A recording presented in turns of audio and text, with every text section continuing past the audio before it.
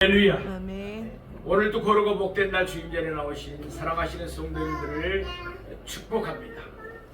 오늘은 마가복음 13장 28절에서 31절 말씀을 본문으로 영원한 예수님의 말씀이란 제목으로 오늘 시간이 되도록 하겠습니다.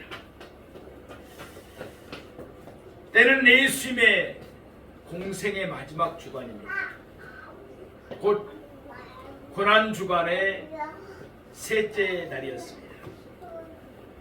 날이 저물어 예수님은 제자들을 데리시고 예루살렘 성전에서 나가셨습니다. 예수님은 제자들과 함께 베다니로 가시는 도중에 잠시 감람산에 앉으셨습니다.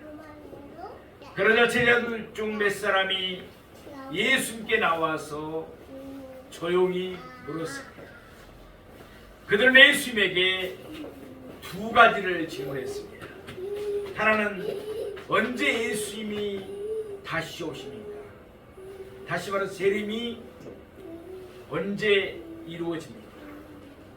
또 하나는 예수님이 다시 오실 때 어떤 징조가 있습니까? 라는 내용이었습니다. 흔히들 마가복음 13장을 가리켜서 예수님의 감람산 강화라고 말합니다. 이는 감람산에서 예수님께서 제자들을 가르치신 말씀이 기록되어 있기 때문입니다. 예수님의 감람산 강화는 마태복음 24장과 25장 그리고 누가복음 21장에도 역시 기록되어 있습니다. 성경에는 예수님의 재림에 관한 말씀이 많습니다. 구약의 선지자들도 또한 신약의 사도들도 예수님의 재림에 대해서 많은 말씀을 하였습니다. 그 가운데서도 감람산 강은 예수님 자신이 재림에 관해서 친히 말씀하신 놀라운 내용입니다. 오늘 본문은 재림의 징조에 관한 말씀 가운데서 마지막 부분에 해당합니다. 특별히 오늘 본문에서 예수님은 말씀의 권위를 말씀하고 계십니다. 그럼 이제부터 본문을 세 가지로 나누어서 좀 더 자세하게 상고해 보도록 하겠습니다. 첫째로 무화과 나무의 비유입니다. 우리는 보면 마가복음 13장 28절 말씀을 보겠습니다. 무화과 나무의 비유를 배우라. 그 가지가 연하여지고 잎사귀를 내면 여름이 가까운 줄 아나니. 아멘. 오늘 본문에서 예수님은 무화과 나무의 비유를 말씀하셨습니다. 이스라엘에는 무화과 나무가 많습니다. 무화과 나무는 사람들에게 맛있는 열매를 제공합니다. 또한 때로는 요한복음 1장 48절 말씀처럼 사람들에게 시원한 그늘을 제공하기도 합니다. 때는 6월절을 앞두고 있었습니다. 그러니까 계절적으로는 4월 곧 봄이었습니다. 따라서 무화과 나무는 그 가지가 연하여지고 잎사귀를 내었을 것입니다. 무화과 나무의 특징 가운데 하나는 잎사귀보다도 열매가 먼저 나온다는 것입니다. 무화과 나무는 먼저 설익은 열매를 냅니다. 그런 후에 잎사귀가 맺어집니다. 그러면서 시간이 지나갈수록 설익은 열매는 점점 더 붉어지고 익어갑니다. 바로 전날 예수님이 베다니에서 나오셔서 예루살렘으로 가실 때였습니다. 예수님이 길가에서 잎사귀가 있는 한 무화과 나무를 보셨습니다. 잎사귀가 있다는 것은 열매가 있다는 뜻입니다. 말씀드린 대로 무화과 나무는 잎사귀보다 열매를 먼저 내주기 때문입니다. 그러나 그 무화과 나무에는 잎사귀만 있었을 뿐 열매가 전혀 없었습니다. 예수님은 그 무화과 나무를 저주하셨습니다. 왜냐하면 잎만 있고 열매가 없는 무화과 나무는 가식적이고 거짓된 종교인 유대계에 사로잡힌 이스라엘을 상징하기 때문입니다. 오늘 본문에서 예수님은 무화과 나무의 비유를 배우라고 말씀하십니다. 예수님이 비유로 말씀하시는 목적은 두 가지입니다. 먼저 믿지 아니하는 사람들의 경우 보기는 봐도 알지 못하며 듣긴 들어도 깨닫지 못하게 하기 위해서입니다. 이와는 달리 예수를 믿고 따르는 자들에게는 천국의 비밀을 아는 것이 허락되었습니다. 이에 따라 예수님은 자기를 믿고 따르는 자들로 하여금 더 깊은 영적 진리를 깨닫게 하기 위해서 종종 비유로 말씀하시기도 하였습니다. 이를 위해 예수님은 불신자들에게는 비유만 말씀하시고 따로 그들에게 비유의 의미를 설명해 주지 않으셨습니다.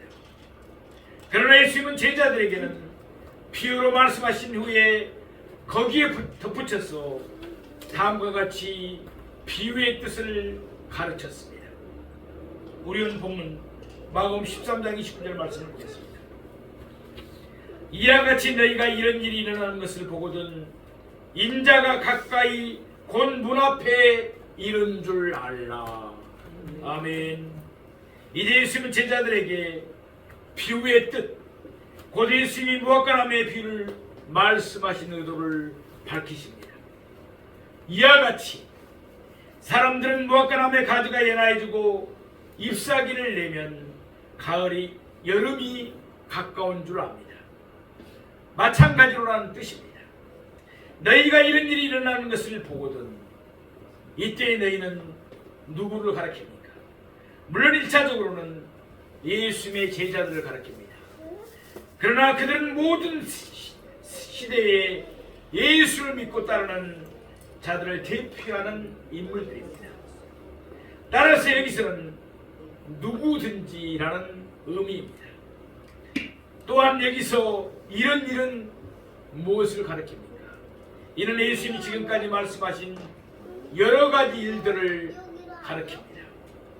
마가복음 13장 5절에서 23절에서 예수님은 자신이 다시 오시기 전에 어떤 징조들이 있을 것인가를 밝히 말씀하셨습니다.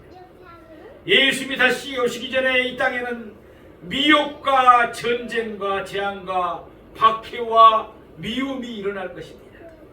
이것들은 모두 재림의 일반적인 징조들이라고 할 수 있습니다. 그러다가 하나의 특별한 사건이 일어납니다. 멸망에 가증한 것이 서지 못할 것에 서게 됩니다. 그때부터 3년 반 동안 이 땅에는 큰 한란이, 대한란이 일어날 것입니다. 그 이전에도 또한 그 이후에도 그런 한란이 없을 것입니다. 마가복음 13장 24절에서 27절 말씀과 같이 예수님은 그 대한란 후에 다시 오십니다. 재림하십니다. 그 대한란 후에 천체의 질서가 붕괴됩니다. 해가 어두워집니다. 달이 빛을 내지 않습니다. 별들이 하늘에서 무수히 떨어집니다. 또한 하늘에 있는 권능들이 흔들립니다. 그때 예수님은 구름을 타시고 큰 권능과 영광으로 오십니다. 온 천지가 캄캄합니다. 그러나 예수님이 영광에서 나오는 밝은 빛 때문에 모든 사람들이 구름을 타시고 큰 권능과 영광으로 오시는 예수님을 밝히 바라볼 수가 있습니다. 그때 예수님은 이 땅에 천사들을 보내십니다. 그리고는 자기가 택하신 자들을 땅끝으로부터 하늘끝까지 사방에서 모이게 합니다. 그때 모든 성도들은 구름 속으로 끌려올려 공중에서 예수님을 영접하게 되는 것입니다. 따라서 오늘 본문에서 예수님이 말씀하신 이런 일은 예수님이 다시 오시기 전에 일어날 여러 가지 일들을 가르칩니다. 이런 일들이 일어나는 것을 보면 무엇을 알아야 합니까? 예수님의 재림이 가까이 온 줄을 알아야 합니다. 어느 정도로 예수님이 가까이 이르신 줄을 알아야 합니까? 곧 문 앞에 이른 줄 알라. 예수님이 바로 문 앞에 이르셨기 때문에 이제 문을 두드리고 들어오시기만 하면 된다는 말씀입니다. 말하자면 그만큼 예수님의 재림이 임박했음을 가르치는 말씀입니다. 사랑하시는 성도 여러분, 오늘 본문에서 예수님은 무화과 나무를 보시면서 그것을 통해서 제자들에게 영적인 일을 가르치셨습니다. 이랬을 때 예수님은 무엇을 보셨는지 늘 그 가운데서 영적인 진리를 생각하셨습니다. 예수님은 공중의 새와 들의 백합화를 보시면서도 그 가운데서 그것들을 돌보시는 하나님의 손길을, 섭리를 생각했습니다.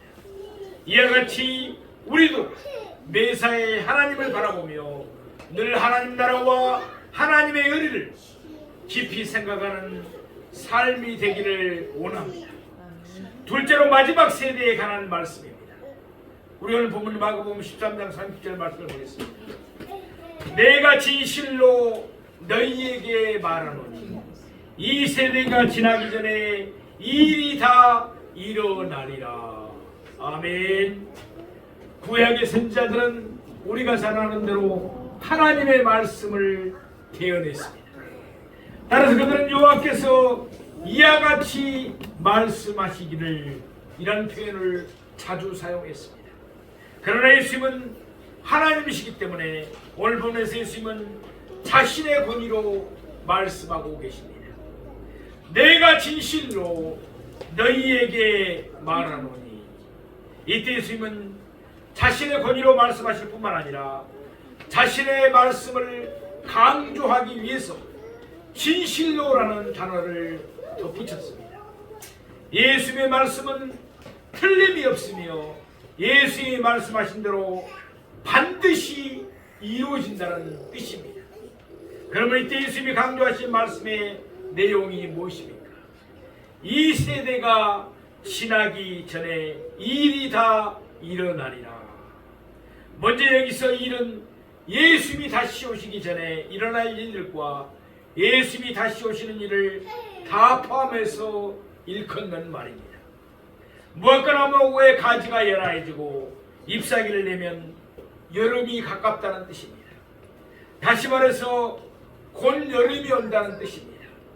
따라서 무화과 나무의 가지가 연화해지고 잎사귀를 내는 것을 보는 사람은 실제로 곧 여름이 오는 것을 보게 될 것입니다.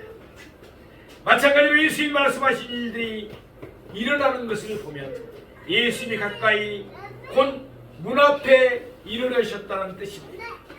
따라서 예수님이 말씀하신 일들이 일어나는 것을 보는 사람은 실제로 곧 예수님이 다시 오시게 되는 것을 보게 될 것입니다. 그러면 오늘 본문에서 예수님이 말씀하신 이 세대는 누구를 가리킵니까? 본시 세대라는 말은 우리가 잘 아는 대로 부모와 그 뒤를 잇는 자녀 사이의 기간을 뜻합니다. 보통 평균적으로 작게는 30년, 길게는 40년을 정도의 기간을 뜻합니다. 따라서는 본문의 이 세대는 예수님 당시의 사람들을 가리킨다고 할 수 있습니다. 왜냐하면 예수님 당시의 사람들은 모두 다 죽었기 때문에 그렇습니다. 뿐만 아니라 그 후 2000년이 지났지만 예수님은 다시 오시지 않았습니다. 그러니까 여기에서 이 세대의 사람들은 예수님의 당시의 사람들을 의미하지도 않습니다. 그렇다면 예수님이 말씀하신 이 세대는 과연 누구를 가리킵니까? 대답은 자명합니다. 이는 바로 앞절인 29절에 밝혀지고 있습니다. 한마디로 이런 일이 일어나는 것을 보는 세대입니다. 다시 말해서 재림의 모든 징조들을 자기 눈으로 보는 세대를 말합니다. 여인의 상고는 일단 시작되면 급속도로 진전이 빠릅니다. 예수의 재림도 마찬가지입니다. 멸망에 가증한 것이 서지 못할 것에 있으면 곧 3년 반 동안에 큰 환란이 일어납니다. 그러나 곧이어 예수의 재림이 있고 그와 함께 이 세상은 끝이 나는 것입니다. 따라서 오늘 본문에서 예수님이 말씀하신 이 세대는 역사의 마지막 세대, 곧 세상의 끝을 살아가는 세대를 일컫습니다. 그때 사람들은 멸망에 가증한 것이 서지 못한 것에 서는 것을 볼 것입니다. 또한 그들은 3년 반 동안의 큰 한란을 겪을 것입니다. 또한 그들은 해가 어두워지고 달이 빛을 내지 않으며 별들이 하늘에서 무수히 떨어지는 것을 볼 것입니다. 또 하늘의 권능들이 흔들리는 것을 보게 될 것입니다.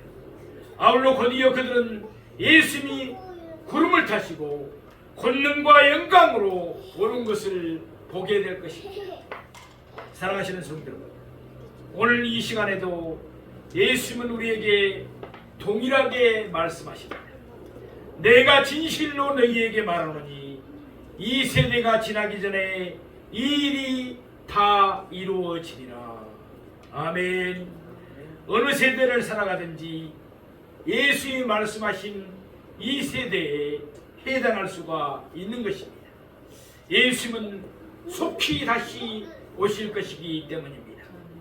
예수님이 다시 오시는 일은 여러 세대에 걸쳐서 천천히 진행되는 현상이 결코 아니기 때문에 그렇습니다. 어느 세대이든지 그 한 세대 안에 예수님의 재림과 관련된 모든 일들이 신속하게 다 일어날 것입니다. 무화과나무의 가지가 연화해지고 잎사귀를 내면 여름이 가깝다는 뜻입니다. 여름이 되면 모든 열매가 무르익어서 추수를 기다립니다. 추수 때는 곡식과 가라지가 구별됩니다. 또한 알곡과 쭉정이가 구분됩니다. 그런데 곡식과 알곡은 거두어 곡간에 드립니다. 그러나 가라지와 쭉정이는 불에 던져져서 불사르게 됩니다. 마찬가지로 예수님이 다시 오시면 신자와 불신자, 곧 예수를 믿는 자와 예수를 믿지 않는 자가 구분이 됩니다. 예수를 믿는 우리에게는 구원이 있고 받을 상급이 있습니다. 그러나 예수를 믿지 않는 자들에게는 심판이 있고 멸망의 형벌이 있는 것입니다. 그러므로 재림에 관한 말씀이 예수를 믿는 우리에게는 큰 위로가 됩니다. 그러나 불신자들에게는 엄중한 경고가 되는 것입니다. 이미 예수님은 우리의 모든 죄값을 십자가에서 다 지불하셨습니다. 따라서 예수를 믿는 우리에게는 결코 정죄함이 없는 줄로 믿습니다. 그러므로 우리는 심판에 이르지 않습니다. 우리는 사망에서 생명으로 옮겨졌기 때문입니다. 그러므로 예수님이 다시 오실 때 우리에게는 받을 상만 있습니다. 요한계시록 22장 12절 말씀입니다. 보라, 내가 속히 오리니 내가 줄 상이 내게 있어 각 사람에게 그가 행한 대로 갚아주리라. 아멘. 예수님은 속히 오십니다.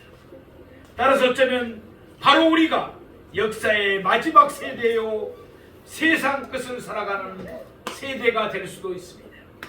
그러므로 스스로 삼가고 조심하며 주의합시다. 이제는 어둠의 일을 안전히 벗어버리고 더 이상 육신의 일을 도모하지 맙시다. 늘 하나님을 기쁘시게 하며 사람들에게도 칭찬을 받는 삶이 되어서 예수님이 주실 귀한 상을 받는 우리 모두가 되기를 축복합니다. 셋째로 말씀의 권위입니다. 우리 오늘 본문 마가복음 13장 31절 말씀을 보겠습니다. 천지는 없어지겠으나 내 말은 없어지지 아니하리라. 아멘. 여기서 예수님은 없어지는 것과 없어지지 않는 것을 대조하고 계십니다. 천지는 없어집니다.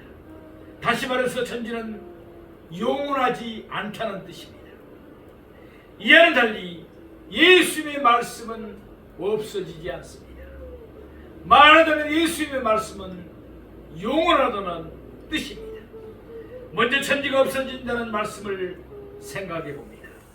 이미 예수님이 말씀하신 대로 마지막 때에는 해가 어두워지고 달이 빛을 내지 않고 별들이 하늘에서 떨어지며 하늘에 있는 권능들이 흔들립니다. 그러면서 천지는 완전히 없어지고 맙니다. 하늘의 별들과 지구의 땅덩어리가 마치 수십억 년 전에 저절로 생성된 것처럼 생각하는 사람들이 있습니다. 이는 사실이 아닙니다. 이는 진화론자들이 만들어낸 허구일 뿐입니다. 지구의 역사는 그렇게 길지가 않습니다. 그리고 앞으로 천지는 곧 없어질 것입니다. 로마서 11장 36절 말씀과 같이 만물이 주에게서 나왔습니다. 태초에 하나님이 천지를 창조하셨습니다. 만물이 주로 말미암았습니다. 지금도 하나님이 천지를 붙들고 계시는 줄로 믿습니다. 만물은 주에게로 돌아갑니다. 마지막 때 하나님은 천지가 없어지게 하실 것입니다. 태초에 하나님은 무에서 유를 창조하셨습니다. 마찬가지로 마지막 때 하나님은 유에서 무가 되게 하실 것입니다. 이로써 하나님에게서 나오고 하나님으로 말미암은 천지는 하나님에게로 돌아갑니다. 다시 말해서 천지는 없어지고 맙니다. 물론 천지가 없어진다는 사실을 예수님이 처음으로 말씀하신 것은 아닙니다. 예컨대 시편 102편 26절도 천지는 없어지려니와 라고 말씀합니다.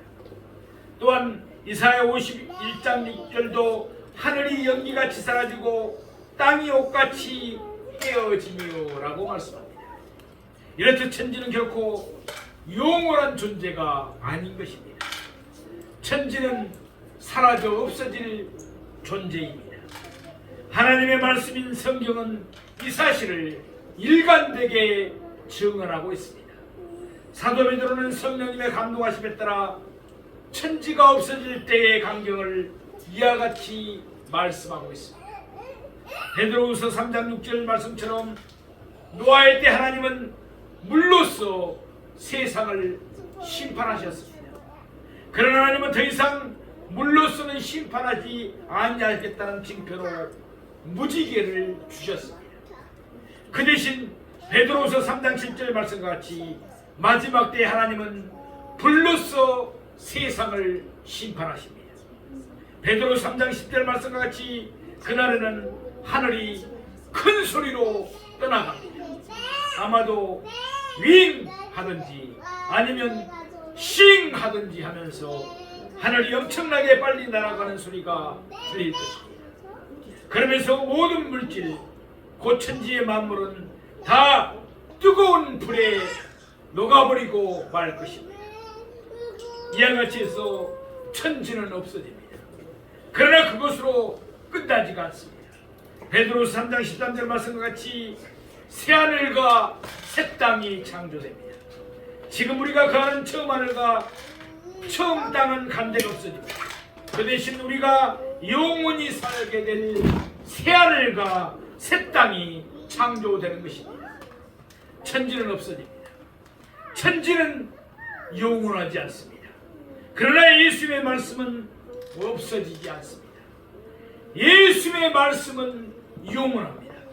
예수님의 말씀은 영원히 살아서 역사하기 때문에 반드시 그대로 이루어집니다. 이사야 40장 8절 말씀과 같이 풀은 마르고 꽃은 시들아 우리 하나님의 말씀은 영원히 섭니다. 하나님의 말씀이 영원하듯이 예수님의 말씀도 영원합니다.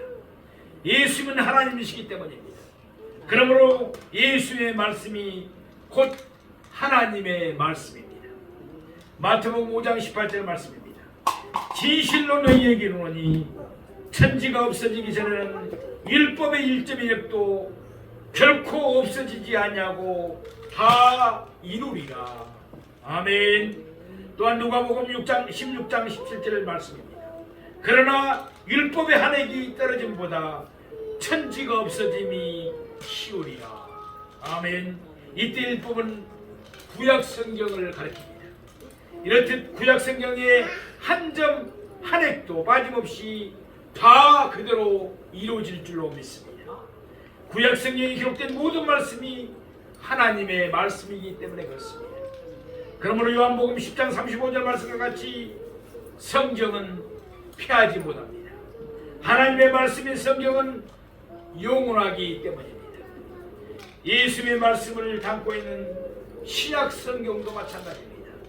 베드로서 1장 21절 말씀과 같이 신약 성경도 오직 성령의 감동하심을 받은 사람들이 하나님께서 받아 기록한 말씀입니다.